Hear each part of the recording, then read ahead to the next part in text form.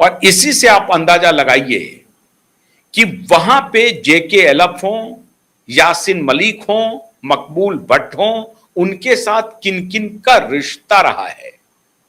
अभी एक फोटोग्राफ बहुत तेजी से वायरल हो रहा है अरुंधति राय के साथ यासिन मलिक का।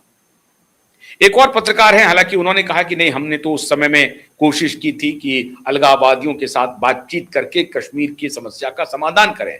क्या बातचीत करेंगे आप? बातचीत से वो समाधान नहीं होगा। आप उनके साथ चाह रहे हैं हमदर्दी दिखाने की, ये नहीं हो सकता है। सड़कें बन गई, हाईवे बन गए, सब कुछ बन गया और उसका नतीजा ये हुआ कि धर्म पूछ करके वहां पे लोगों को मौत के घाट उतार दिया। अब पाकिस्तान प्रायोजित आतंकवाद था, लेकिन खाद पानी कहां मिला उसको? उसी जम्मू कश्मीर में मिला। उनकी जो साख है वो ऑलमोस्ट मिट्टी में मिल चुकी है। वो उन्होंने अपना भरोसा खो दिया है। उनको अब सख्ती से उनके खिलाफ कार्रवाई करके उनके भरोसे को बहाल किया जाएगा, क्योंकि अब उनका भरोसा नहीं चाहिए। उनको आपको यह कहना पड़ेगा कि जो कश्मीर का, जो भारत का लॉ ऑफ द लैंड है, वही आपको मानना है। मोहब्बत नहीं होगी। सरकार नहीं कर रही है। सरकार तो अद्भुत काम कर रही है। ईरान के राष्ट्रपति के फ्यूनरल में महबूबा मुफ्ती मोहम्मद को भेजा जा रहा है भारत के डेलीगेट्स के रूप में। क्यों भाई? जरूरत क्या है महबूबा मुफ्ती मोहम्मद को, महबूबा को भेजने की? क्या आवश्यकता है? आप एक प्रकार से उनको कह रहे हैं कि देखिए, हमारे यहां इस तरह का कोई विभेद नहीं है, हम बड़ा अच्छा रिश्ता रखते हैं महबूबा से। जम्मू कश्मीर के ऊपर ईरान का पक्ष, ईरान के साथ हमारी मित्रता रही है, दोस्ती रही है, लेकिन जब जब जम्मू कश्मीर का पक्ष आया है, तब तब ईरान पाकिस्तान के साथ खड़ा हुआ है ईरान की स्थिति यही रही है। इराक की वो स्थिति नहीं थी, लेकिन ईरान की थी। जबकि ईरान शिया बहुल देश है, उसके बाद यह हालत है।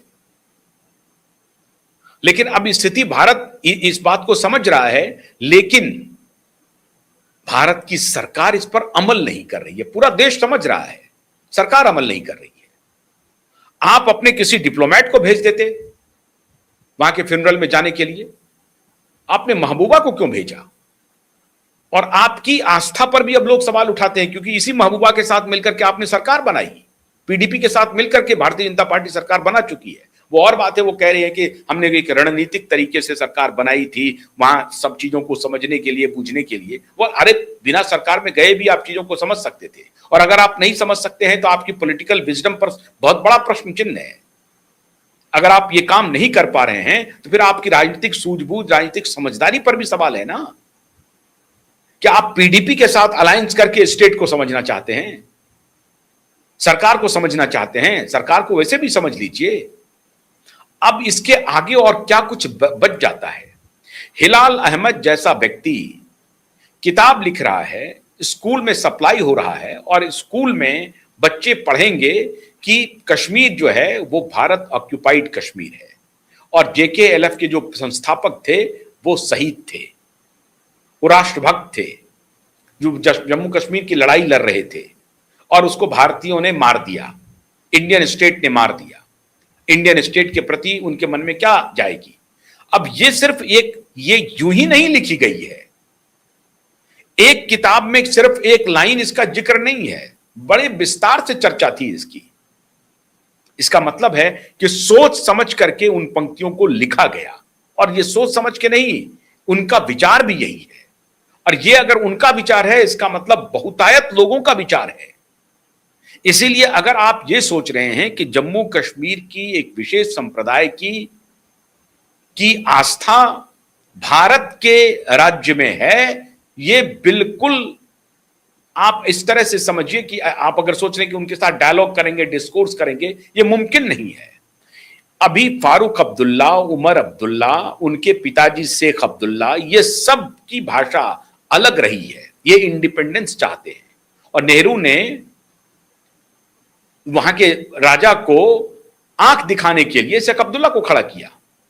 हरि सिंह को आंख दिखाने के लिए शेख अब्दुल्ला को खड़ा किया और तब तक हरि सिंह को बेइज्जत करता रहा, अपमानित किया, उनको बाद में मिलाया स्टेट में और उनको डर दिखाता रहा शेख अब्दुल्ला का।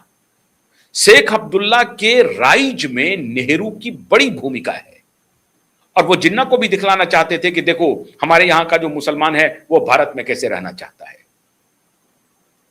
लेकिन आज जो आपने बोया बबूल का, तो आम कहां से खाएंगे?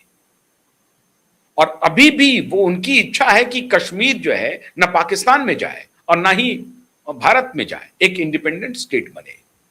आपको बल का प्रयोग करना पड़ेगा, दुनिया की परवाह नहीं करनी पड़ेगी। ऐसे ऐसे सपोलों को ढूंढ करके, खाली जिहाद बंदूकों से नहीं चल रहा है, जिहाद मस्तिष्क के स्तर पे चल रहा है। जम्मू कश्मीर में 5 लाख कश्मीरी पंडितों को आपने बाहर कर दिया, कत्लेआम मचा दिया, आज तक कोई रिग्रेट नहीं है। आज तक उमर अब्दुल्ला और शेख फारूक अब्दुल्ला सार्वजनिक रूप से आकर के ये माफी मांगे, वो कहें कि मैं कश्मीरी पंडितों को वापस लेके जा रहा हूं, मैं उनकी रक्षा करूंगा, ऐसा वो कह नहीं सकते। ये निर्लज्ज हैं, ये पतित हैं और ये कन्वर्टेड हैं। दुर्भाग्य की बात तो ये है, ये कन्वर्टेड हिंदू हैं, ये भी पंडित थे, ये भी कश्मीरी पंडित ही थे, ये कन्वर्ट किया है इन्होंने खुद को। और उसके बाद ये ज्यादा मुल्ला ज्यादा प्याज खाता है, वो स्थिति है इनकी। कन्वर्जन के बाद भी ये कश्मीरी पंडितों के हो ना सके। आप इनके ऊपर भरोसा कर रहे हैं।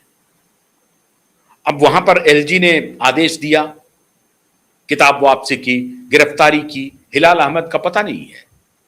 हिलाल अहमद इनकम्युनिकाडो है, उनको सुरक्षा एजेंसी या खुफिया एजेंसी नहीं ढूंढ पा रही है। अगर ढूंढ लेगी तो बहुत अच्छी बात है, लेकिन अगर नहीं ढूंढ पाई तो आप क्या कर लेंगे? कहां गायब हो गया हिलाल अहमद? क्यों? क्योंकि वो तो विश्व भ्रमण करके हो सकता है भाग भी गया हो, पाकिस्तान भी भाग गया हो, आप उसे पकड़ नहीं पाएंगे। ऐसे विश्व भ्रमण करने वालों के खिलाफ अगर भारत राज्य सरकार, भारत राज्य का मतलब होता है भारत सरकार, मौन रहती है तो समझिए इस तरह की घटनाएं आगे बढ़ती रहेंगी। इसको कोई रोक नहीं सकता है। लेकिन हम उम्मीद करते हैं जिस तरह से जम्मू कश्मीर के लेफ्टिनेंट गवर्नर ने काम को अपने हाथ में लिया है, उसको निश्चित रूप से अमित शाह का नॉड होगा, केंद्रीय गृह मंत्रालय का नॉड होगा। केंद्रीय गृह मंत्रालय बहुत बारीकी से इन घटनाओं पर नजर रख रही होगी और जब तक केंद्रीय गृह मंत्रालय एक्टिव नहीं होगी तब तक ये काम हो भी नहीं सकता था। तो निश्चित रूप से गृह मंत्रालय का ही एक्शन होगा, गृह मंत्रालय का नॉड होगा, गृह मंत्रालय का गो अहेड होगा कि आप इसको क्रैक डाउन करिए, इसको इमीडिएटली इस प्रकरण को बंद कीजिए और जो कोई भी इसके लिए रिस्पॉन्सिबल है उनको आप कानून के घेरे में लाइए, उनको सख्त से सख्त सजा दीजिए। हम उम्मीद करते हैं कि जम्मू कश्मीर का जो लेफ्टिनेंट गवर्नर है और भारत सरकार की होम मिनिस्ट्री, खासतौर से अमित शाह, इस मुद्दे को गंभीरता से लेंगे और जिस तरह से वो क्रैकडाउन कर रहे हैं और तेजी से करेंगे। देखिए वहां नेगोशिएशन नहीं हो सकता है, बातचीत नहीं हो सकती है। बल के आपको अपना बल, अपना पुरुषार्थ जम्मू कश्मीर में दिखाना पड़ेगा, अन्यथा ये पाकिस्तान के टुकड़ों पर और सीआईए और आईएसआई के टुकड़ों पर पलने वाला आपको हमेशा इसी तरह से चौंकाते रहेगा। और वहां की जो पॉलिटिकल लीडरशिप है उनको पूरी तरह से आपको उनके खिलाफ एक्शन लेना ही पड़ेगा, लेना ही पड़ेगा। बहुत बहुत शुक्रिया, नमस्कार।